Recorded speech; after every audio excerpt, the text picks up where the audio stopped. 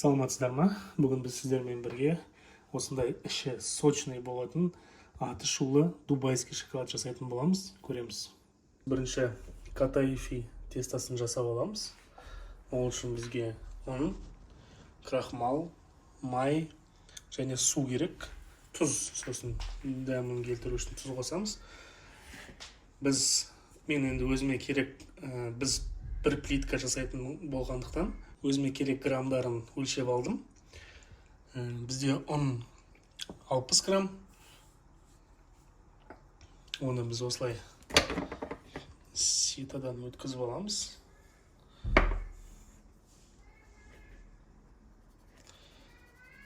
Осындай іртіктерінің несін алып тастау үшін өйстіп ситадан өткізіп аламыз. Және крахмал 25 грамм. Оны да осылай сеткадан өткізіп аламыз. Картофельный крахмал, кукурузный крахмал қайсысы бар, соны қоса берсеңіздер болады. Және аздап тұз саламыз.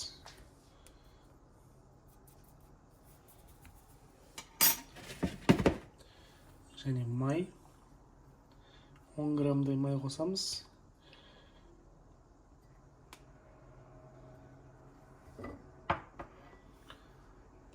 Және 250-300 грамм су.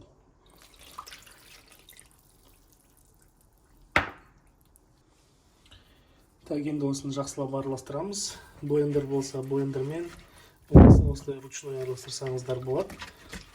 Іртік қалмайтындай қылып, жақсылап араластыру керек. Бұл бізде жаңағы катаифи тестасының ингредиенттері. Осыдан жасалады катаифи тестасы. Катаифи деген тестаны қателеспесем түріктің тәттілер жасайтын тестасы болу керек.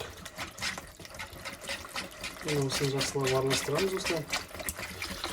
Ішінде ешқандай іртік қалмау керек. Кәдімгідей біркелкі қылып жақсылап араластырамыз. Араластырып болдық. Осындай консистенция шығу керек. 1 минутта болған жоқ. Тез араластырдық осылай. Енді осы тестамызды осылай сеткадан тағы да өткізіп аламыз. Басқа ыдысқа. Мынандай қалады.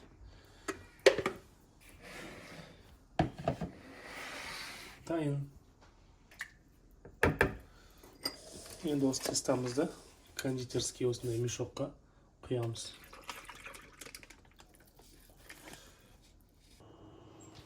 Так, мен басын бастап пісіріп көрдім. Енді сіздерге көрсетейін. Осылай тесіп жасап алып, осылай ақырындап құя береміз. Тесігін өте жіңішке қылып жасалды. Піскенін қайдан білеміз? Осылай піскен кезде өзі көтеріліп, өйстіп ашылады. Осылай дайын болады.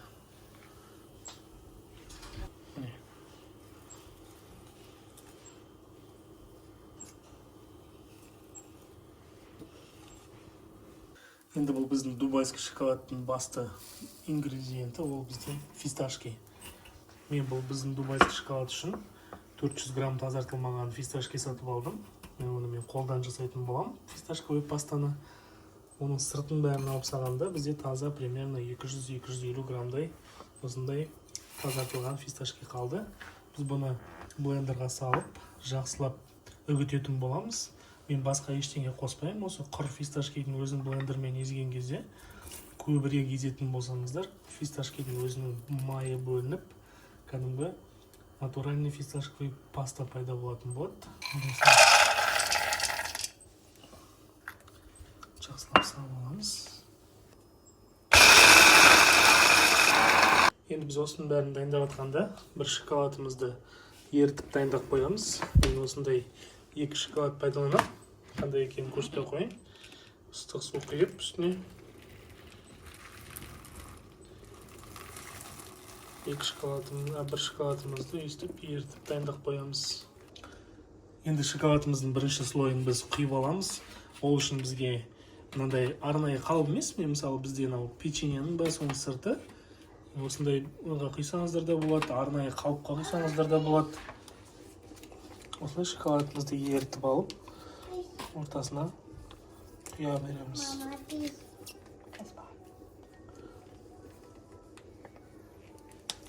Шоколадымызды біркелкі қылып жайып алдық. Шоколадты ортасына жайып, былай қолмен жылжытып, жаңа өстіп қағып дайындасаңыздар болады. Енді осыны холодильникке қатырып, ортасындағы начинкасын салып, сосын үстін құятын боламыз. Енді осы дайындаған катаифи тестамызды алып, қандай пышный болды. Енді бұны ұсақтап турайтын боламыз.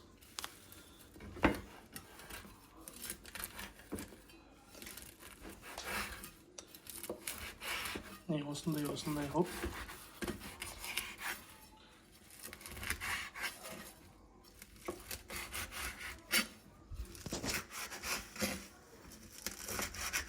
Және осының бәрін үстіп ұсақтап турап аламыз. Енді осы катаифимізді ұсақтап турап болғаннан кейін майға қызарғанша, қытырлақ болғанша қуырып аламыз. Мен өзім сұйық майға қуыратын болам. Өздеріңіз қалсаңыздар сары майға, үйдің сары майына, немесе өздеріңізге ұнайтын басқа да майлар болса, соған қуырсаңыздар болады. Оның ешқандай құрыс сұйық майға ғана қуыру керек деген ондай несі жоқ. Тестамызды үстіне салып араластырамыз. Қазір процессе көрсетемін. Міне тестамыз қуырылып болды. Осындай консистенцияда әдемілеп қуырып аласыздар. Мен тестамызды кішкене 10-15 минутқа суытып алдым. Ыстықтай салатын болсаңыздар, қытырламайды. Жай нан сияқты болып қалады, сондықтан 10-15 минутқа суытып салқындатып алу керек. Міне пастамыз осындай болды. Мен суда даже ештеңе қосқан жоқпын. 5-6 минут бойы блендерладым. Сонда міне осындай жақсы өзінің бір майы шығып, осындай консистенция жақсы. Енді осы фисташкиімізді осы нанымыздың үстіне түсіреміз.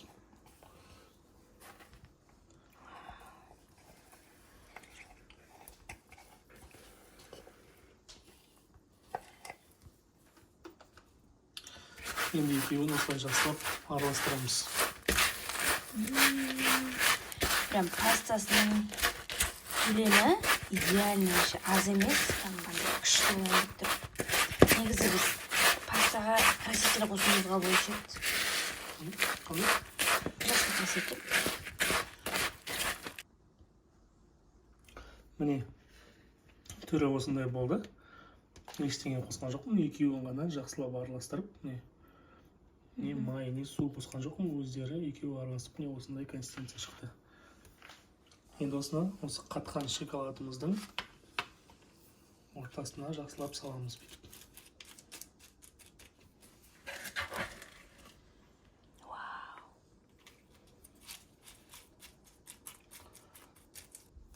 Міне осылай салып алдық, біркелкі қылып, әдемілеп. Жан-жақтарын неге тигізбей? Жан-жақтарын қазір шоколад құйған кезде жақсы біркелкі жату үшін осылай тигізбей жасадық. Енді бетіне шоколадымызды жақсылап жаямыз. Міне осылай құйып алдық. Енді осыны морозильникке немесе холодильникке салып қатырамыз. Міне 10 минуттай қатырып алдық. Дайын болды. Енді осыны пісіріп, маған аударып көрейік.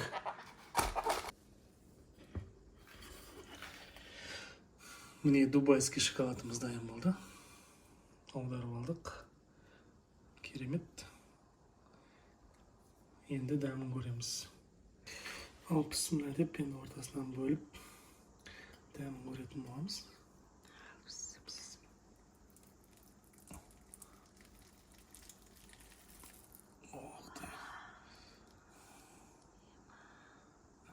Осындай болды.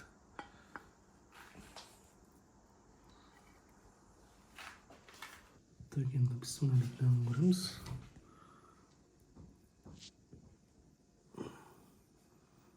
Іші осындай сочный.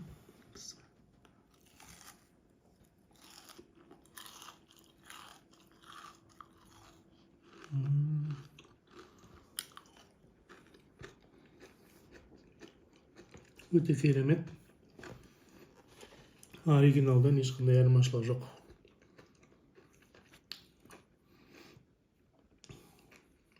Так, міне дубайский шоколадымыз дайын болды. Видеоны соңына дейін көргендеріңізге рахмет. Видеоға лайк басып, комментарий жазамыз. Сау болыңыздар.